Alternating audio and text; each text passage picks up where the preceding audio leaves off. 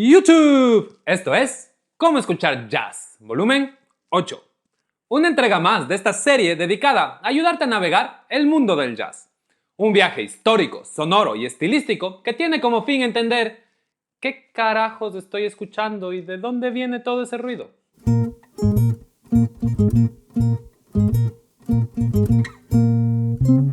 En el viaje de hoy damos el primer paso hacia el momento en el que todo empezó a volverse raro. El punto en el que el jazz comenzó ese viaje sin retorno. El momento en el que el público general y el baile dejaron de tener importancia en la escena y dando paso al virtuosismo, la improvisación libre y la exploración artístico-musical. ¿Sabes de qué momento te estoy hablando? Pues sí, es justo ese. Así que con ustedes, el bebop. Antes de seguir, si te gusta esta serie de videos, no te olvides de darle a like, suscribirte y activar la campanita. El viaje por el mundo del jazz finalmente nos ha traído a ese momento en el que el jazz dejó de ser una forma de entretenimiento para pasar a ser una expresión artística. O, en otras palabras, el momento en el que surgió la pregunta que tanto he repetido en estos videos. ¿Qué carajos estoy escuchando y qué es todo ese ruido? Pregunta que no solo la hago yo. En su momento, también la hizo Louis Armstrong, para quien el bebop era una cierta forma de bulla sin sentido, o música china como él también la llamaba. Opinión que no solo la tenía él, también la tenían los otros músicos tradicionales, y la compartía el público en general, que rechazaría esta nueva expresión musical, sobre todo porque no era bailable.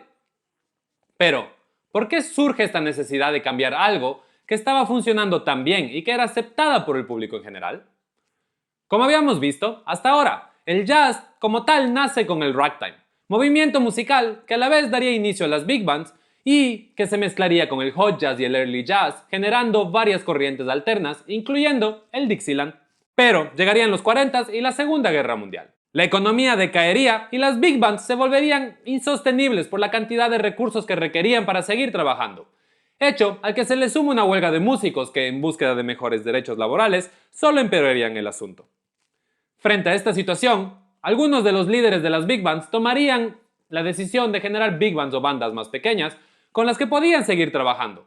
Bandas en las cuales los solistas serían una pieza aún más importante en todo el espectáculo. Y es gracias a este formato musical que aparecen dos saxofonistas, Lester Young y Coleman Hawkins, quien, al tener más libertades musicales, empezarían a improvisar de manera diferente a lo que se estaba acostumbrado. Forma de improvisar que llamaría la atención de los músicos jóvenes de la escena y que daría inicio a todo lo que vamos a ver ahora. Entre estos músicos jóvenes se encontraría Charlie Parker, quien, para ese momento, ya tocaba el saxofón en una banda en la cual él era la estrella. Y según se cuenta, Charlie decía que estaba completamente aburrido de tocar los mismos temas una y otra vez y otra vez y otra vez. Y en búsqueda de nuevos retos y nuevas sonoridades, empezaría a experimentar con las notas que no se tocaban o no se podían tocar. Por coincidencias de la vida, esta sensación de aburrimiento la compartiría otro músico de la escena, un tal John Birks Gillespie, o Dizzy para los amigos. Trompetista con el que se encontraría en la Jam Session de Milton's Playhouse en Harlem, Nueva York. Jam Session en la que también Thelonious Monk sería el pianista base. Todos los cracks en un solo lugar. De esas coincidencias de la vida que solo se tienen que dar. Pero bueno, Milton's Playhouse era el lugar donde los músicos de la escena se juntaban a experimentar y tocar las cosas que no podían tocar en su trabajo con las pequeñas big bands. Experimentación que la hacían sin buscar ningún rédito económico, porque el único objetivo real era expresar y experimentar con todo lo que no estaba permitido. Además de que hay que considerar que estos músicos tenían trabajo con estas bandas y no necesitaban el ingreso. Y así que, ¿a quién le importa la audiencia? Yo lo que quiero hacer es tocar. Pero bueno, así es como nace el bebop, a consecuencia de que Charlie Parker y Dizzy estaban aburridos y se encontraron en el lugar adecuado, en el momento adecuado y con la gente adecuada. Bueno, obviamente, habría más gente y eventos que fomentarían el cambio, pero estos dos son los principales actores de todo el asunto y por eso me he centrado en ellos. Entonces, ¿cómo reconocemos el bebop? La verdad, visualmente el ensamble de bebop es bastante fácil de reconocer, porque fue tan importante la evolución del jazz que se volvió el estándar de lo que ahora visualizamos como la banda tradicional de jazz.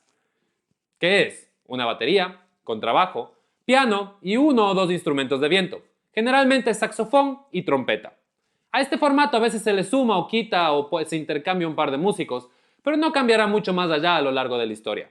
Este cambio de formato no solo se da por una cuestión de tamaño y presupuesto, también se da por el cambio de los roles de los instrumentos.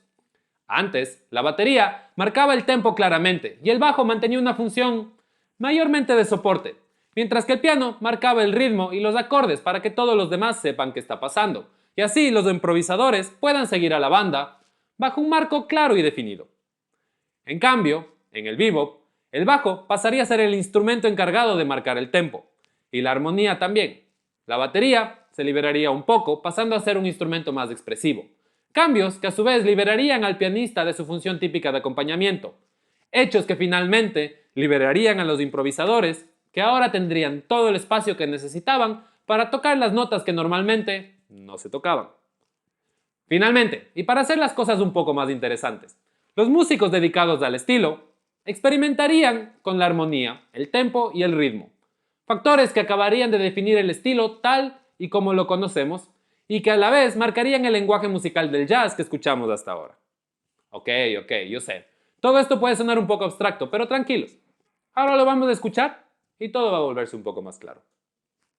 Entonces, lo que vamos a hacer es escuchar un tema pre-bebop y luego el mismo tema en su versión bebop. Para esta ocasión, he elegido el tema al que se le atribuye un momento histórico, el tema con el cual Charlie estaba experimentando en la cúspide de su aburrimiento. Eso sí, antes de seguir, no te olvides de utilizar una buena fuente de sonido a que puedas apreciar de mejor manera las diferencias entre los temas. Además, recuerda que te dejo los links a los temas completos en la descripción, así puedes escucharlos a tu tempo y a tu gusto. Así que con ustedes, Cherokee, en su versión original pre-bebop por la orquesta de Ray Noble.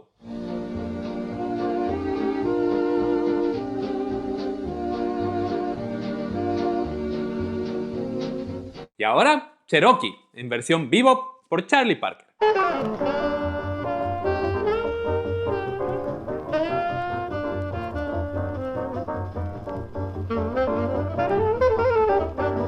Bastante diferente, ¿cierto? En la primera versión podemos apreciar que el ritmo es claro y súper marcado por la batería. El contrabajo toca un patrón bastante simple, mientras que la guitarra dibuja la armonía para que el solista sepa por dónde va y la audiencia pueda bailar.